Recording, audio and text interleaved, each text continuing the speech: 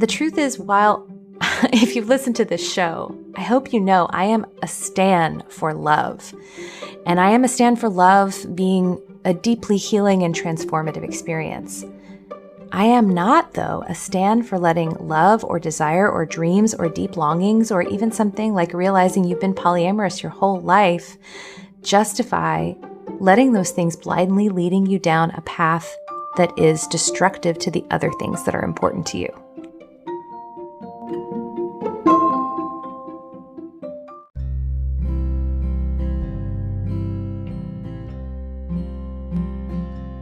Welcome to Making Polyamory Work. Hi, I'm Libby Sinback, and I want to thank you for joining me today. I'm a queer polyamorous mom and a relationship transformation coach, and I am committed to helping people who live and love outside the status quo have extraordinary relationships, because relationships are at the core of our well-being as humans. I think love is why we're here and how we heal. In this line of work that I do, I have people writing into me or setting up sessions with me all the time who are looking for help, who are struggling. And sometimes they reach out because they want something to be a way that it just isn't. As an example, recently I had a call with someone who is monogamous and has been in a monogamous relationship for most of their adult life, and they fell in love with someone else. And they, through that experience, realized that they both want that new person and they want their current partner both. And so they really want to change the agreement that they have with their current partner around monogamy, so that the other partner, the other person that they're falling in love with, has the opportunity to be in their life as well as a romantic partner. And what they were looking for from me was some help on how to introduce the idea to their current partner and how that transition might possibly go smoothly. And they were looking for from me what a lot of people are looking for from me, which is to help them see an opportunity that they don't currently see, or a way of looking at things that shifts their perspective. They're hoping that I can get them what they want without the potential catastrophe that they may be seeing looming in front of them. And sometimes I can do that. But sometimes, though, where you are is stuck, and there isn't actually a way to get exactly what you want without it costing you a lot. In this case, as I was talking to this person, they revealed that their partner is currently in a real mental health struggle and has been just beginning to pull themselves out of a dark hole. And, they barely got a toehold on, functioning well right now. And I just, I don't often give straight up advice to people who reach out to me, but in this case I did. And I just said, you know what? I don't see how you can do this and have this go well. I just don't see how it can happen. It sucks, but I just don't think you can have what you want to have without it being disastrous for your current relationship. And unfortunately, this isn't unusual. We're often sold the idea that if we're polyamorous, if we just open ourselves to the idea of polyamory, we don't have to have any more limitations on how we relate. We can quote unquote have our cake and eat it too. And again, sometimes that's true, but sometimes you can't actually. An example would be the partner who straight up cheated on their spouse, and their spouse caught them, but then they decided to come clean, and they're in love with this person. And so they want to be with that affair partner while also keeping their existing relationship and family intact. That might not work. Or there's someone who wrote to me who has a young child with one on the way and is planning a big move in a few months. But in this moment, they're also realizing they're polyamorous. And so they want to explore polyamory.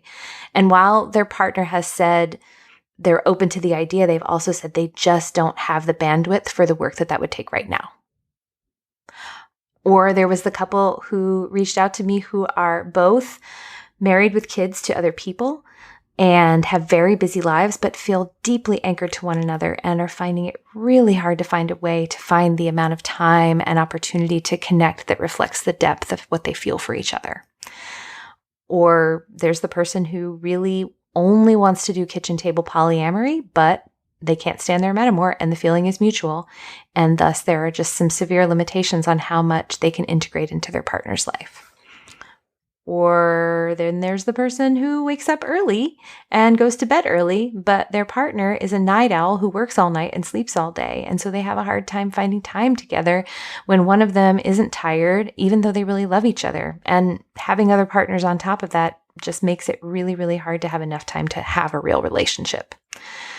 Or there's the person who has just so much going on in their life that they can't commit to any new relationships, even though they've just met somebody that they have fallen madly in love with and they think might really be more compatible for them than anybody they've ever met before. There are so many situations like this. What I hear sometimes from people when they are wanting something, that when they tell it to me, I think in my head, this doesn't really totally make sense for your life and would have a high cost to the other things that you're saying are important to you. What they say is something along the lines of, the heart wants what it wants. And when I hear that phrase, my mind immediately goes to Woody Allen, who is actually famous for saying that, but saying that in response to questions about why he would leave his wife, Mia Farrow, to marry his 18-year-old adopted daughter. Woody Allen, who groomed and molested his other adopted daughter while she was a very young child, and then arguably also groomed and molested the adopted daughter that he eventually married. So I kind of cringe when I hear the heart wants what it wants, because that phrase was used to justify serious harm by a man who has never been truly accountable for his actions. There's also a Selena Gomez song with the title, The Heart Wants What It Wants, and she sings, "You might be right, but I don't care. There's a million reasons why I should give you up, but the heart wants what it wants." It's obvious from the lyric that what she's saying is that love and attraction should win over logical thought or what's best for her or other people. The truth is, while if you've listened to this show, I hope you know I am a stan for love. And I am a stan for love being a deeply healing and transformative experience. I am not, though, a stan for letting love or desire or dreams or deep longings or even something like realizing you've been polyamorous your whole life justify letting those things blindly leading you down a path that is destructive to the other things that are important to you. The truth is, sometimes what my heart wants is a Dairy Queen Blizzard. But I'm lactose intolerant, and my mom has type 2 diabetes, so I usually refrain. I don't refrain because of some moral opposition to dessert. See my episode on moral licensing. I will eat the shit out of some dark chocolate or a cherry pie, or, oh my God, I just found out about Trader Joe's dairy-free yuzu ripple ice cream. Holy shit. We can't even talk about it, okay?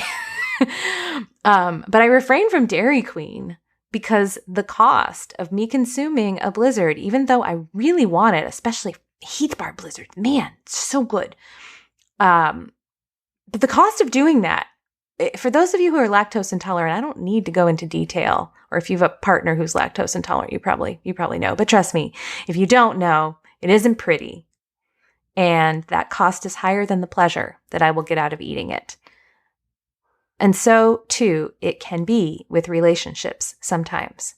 Sometimes your heart really does want polyamory, but you're also long-term partnered and co-parents and property sharing with a monogamous person who you have committed your life to, who you love, who you cherish, who you don't want to destroy your relationship with, who has said they can't possibly accept that relationship configuration. And it's not because they're fearful or small-minded or controlling, but it's because their dream for their life was to have one partner whose only partner was them. I am not saying, by the way, that if you are polyamorous in a relationship with a monogamous person, that you should always stay with that person or that you have to be monogamous. Sometimes it is too costly to stay with someone you love but who won't let you be fully you than it is to break up and fully embrace your polyamorous self. But either way, Your heart wants incompatible things. And maybe it cannot have both. Maybe your need to be polyamorous outweighs your need to be with your partner. There's a lot of energy for that nowadays. Go be free, go be who you are, go be with who you love. And if that's the most important thing, then go for that. We only have this one wild and precious life, and I believe that. But I also just want to say that sometimes the right choice for you might be to look at reality and understand that going for something you desire may have too great a cost to the other things that you also desire. And I want to just say it's a perfectly valid choice to choose the commitment that you've made, the person that you love, the things that you want with that person over this other part of yourself. We have multiple parts. They all want different things. Sometimes we have to choose. And it sucks. It sucks that there are sometimes these difficult situations where the price you have to pay to have what you want might not be worth getting it. But to just go ahead and pay it anyway and just hope or even demand that it will work out for everyone just because you don't want to have to pay that price can be really destructive. What's really hurtful is to say to someone who, you've decided you're polyamorous, they've said that doesn't work for them, is to insist that they change or they don't love you or they're not willing to accept your authentic self. That's not fair. Like, some people don't want what you want, and you don't get to force them into it just because that's what you want. And I get it why sometimes when your heart really does get filled with this longing or this deep attraction or falling in love, like being an NRE, our culture has a real energy towards going for new, deep, beautiful, exciting, thrilling, romantic love at all costs and prioritizing it above everything else. And when you're in NRE, it is a powerful experience. You meet someone new, you encounter something exciting and enlivening, you discover a side of yourself that you didn't know you had. It's intoxicating. You are lighting up all kinds of neurochemicals that push you into a seeking behavior. And with that can come a single-mindedness. And when it comes to partnering, the goal of those brain chemicals, just to be clear, is to get you to bone long enough so that you make a baby and stay together long enough to get that baby to where it can probably survive without both parents. And then it wears off, which is why, while I am a stan for love and romantic love and getting swept off your feet and feeling all those deep feelings, eventually the intensity of all of that wears off, and then you have to just be with the reality of the choices you've made when you were in that state of that single-minded bliss. And those choices may have consequences. There are a lot of things that I just simply wouldn't do in the throes of NRE. Like, I wouldn't get a tattoo. I wouldn't sell my home. I wouldn't make radical changes to my life structure. I probably wouldn't end any of my anchor relationships.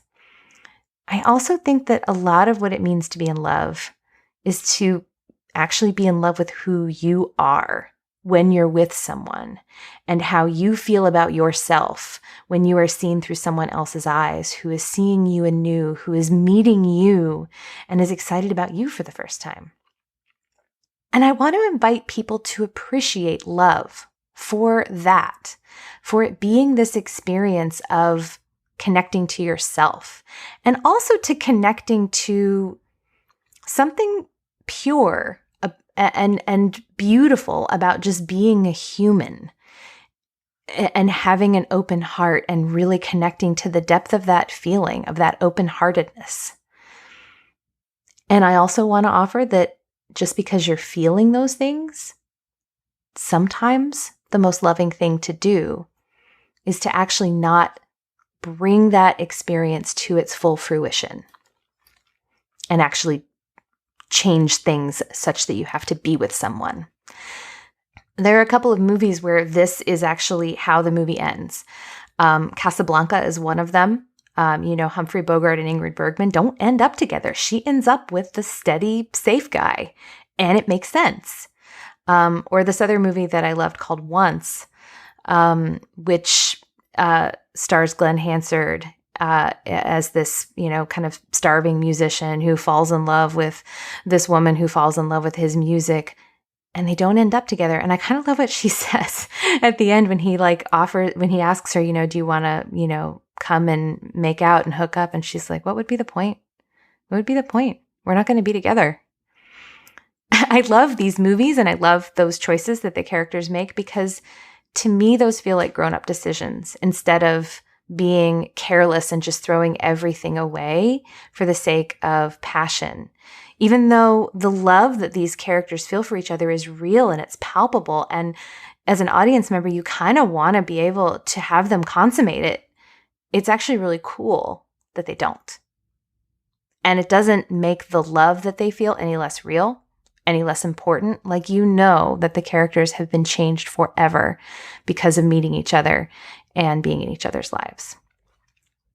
And that makes me think of the true originator of the phrase, the heart wants what it wants, which wasn't Woody Allen, as it turns out, but Emily Dickinson.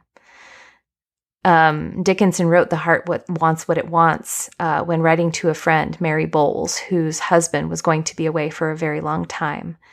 Dickens wants to be consoling to her friend, but what she writes is, when the best is gone, I know that other things are not of consequence. The heart wants what it wants, or else it does not care. Not to see what we love is very terrible, and talking doesn't ease it, and nothing does, but just itself. What she's saying here is when our heart can't have what it wants, it can be painful. And there may be nothing that can actually make that better. I think of the times when I really loved someone, but they just couldn't reciprocate it in the way that I felt it, or it just wasn't possible for us to be together in the way that made sense.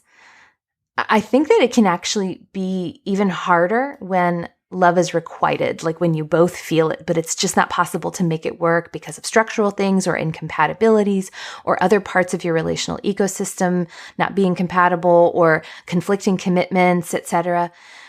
But those things matter. They're not nothing. Love doesn't always conquer all. At some point, you have to decide what are the things that you're going to prioritize and choose, and decide are important enough to let go of the things and grieve the things that maybe you can't have, and then let go. And that doesn't mean you have to squash the love. I don't do that. There are people that I've fallen in love with who I know I will never be with, and I still feel the love. I mean, there definitely is pain in not being able to have what I want, or be with someone that I cherish, or let the love expand into my life the way that it's expanding in my chest. But a few years ago, I wrote this about this whole experience. It has come up in a couple of recent conversations, and maybe it bears saying in case you need to hear it today. Love is both a feeling and an action. The act of loving is in service of others, honoring their growth, their needs, their boundaries, their beingness. To actively love someone is to center them. You enjoy it because of the feeling of love that goes with it. The act of love is an expression of your heart, but it is only through your actions that other people feel the love that you have for them. Love as a feeling is for you. It is something you get to enjoy, and it is an expression of your heart and who you are and who you want to be in the world.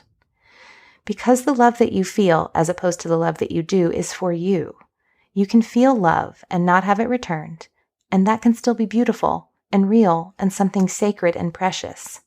The act of loving someone who doesn't or can't love you, or can't love you in the same way that you love them, or in the same amount, looks different than loving someone who wants to receive all the love you have to give and gives it back in return. You can still act with love. The act of love in these cases is more likely to be things like respecting boundaries, asking for consent, and honoring limitations. Sometimes the most loving thing you can do is to create lots of space, Learn to accept what is offered to you, celebrate what you have, and ask for no more. Sometimes the act of love is to distance yourself from people you love who can't love you in the way you need them to. In this case, loving them is not allowing them to hurt you. Even then, you can still feel the love you have for them and hold that feeling. It still counts as love. The actions just look different. In all these cases, love can just be, just like any other emotion. It's not wrong. You can allow it and allow it to lift you up and fill you. Love doesn't have to look a certain way to be love. And the feeling of love doesn't have to mean certain things must happen in order for it to have been real. It can be wonderful all on its own. The feeling is and always was yours. I'm saying this because I want you to know, even if your heart can't have what it wants, you don't have to harden your heart. It can actually be pretty exquisite to live in the tension between what our heart feels and what our heart wants. I'm saying all this because in my years of being a coach and a leader amongst polyamorous folks, a thing I've seen over and over again that has created a lot of pain for a lot of people is insisting on making something work that doesn't actually work just because you want it. And again, I get that. And I'm not saying don't try. I mean, for goodness sakes, I think sometimes you just got to try. You just got to see if you can. But sometimes things just aren't really meant to go together and you have to make difficult choices. And again, most people who are going to be hyping polyamory to the masses don't want you to know this.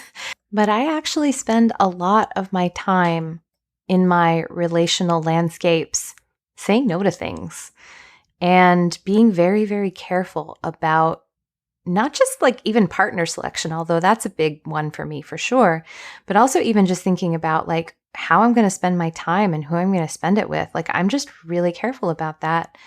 And some of that is because like the more love you create in your life, all of those things for me at least can involve commitments of varying degrees. And there's only so much of me to go around.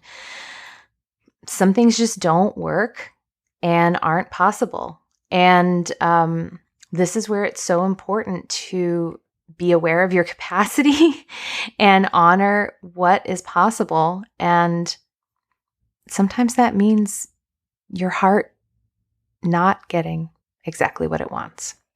I'm going to close this episode not with any kind of cheery, chipper action steps or anything you need to do. This is just more of a mindset that I want to invite you into and have you be aware of. When you don't get what you want, I mean, we're all grown-ups here. We know how that works. You deal with disappointment and grief, and you go through a grief process and you move through it. And I hope that the thing that can help is, again, turning toward yourself and turning towards the love that you felt or feel and honoring that part of you that came alive. And maybe that's the best that there can be. So to recap, sometimes a situation really just can't work, no matter how much you might want it, no matter how beautiful it might be. Sometimes reality and your dreams just don't line up. And that really does happen. It really is true. Sometimes there are hard choices to make. And a path to suffering is not accepting and honoring reality and acting accordingly. I want to encourage you to shift your mindset about that love conquers all and the heart wants what it wants, because sometimes that is used to justify creating a lot of actual harm in your relational landscape. Honoring the love that you feel can be a way to soothe the part of you that desperately wants what it wants. Because the love that you feel, whether it's manifested into an actual relationship or not, is beautiful, amazing, heart-opening, and worthy of your celebration and your grief.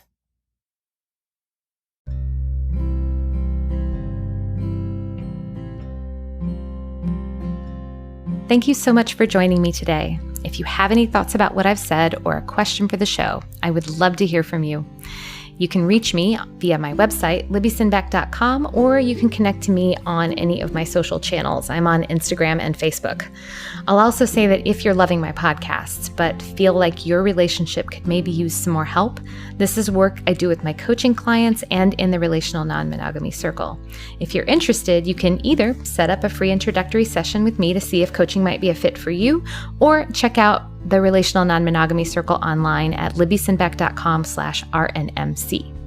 If you love this podcast, please share it. Share it with your friends, your networks, your Facebook groups, etc. And make sure you subscribe so you don't miss an episode. And if you listen on iTunes or Stitcher, it would be super awesome if you left a review or a comment, because that will help more people find the show. Making Polyamory Work is created by me, Libby Sinback. It is edited by Finn of the Normalizing Non-Monogamy podcast and hosted on the Anchor.fm platform. Van de Leon manages the website and posts the transcripts. Thanks for being with me today, and I'll see you soon.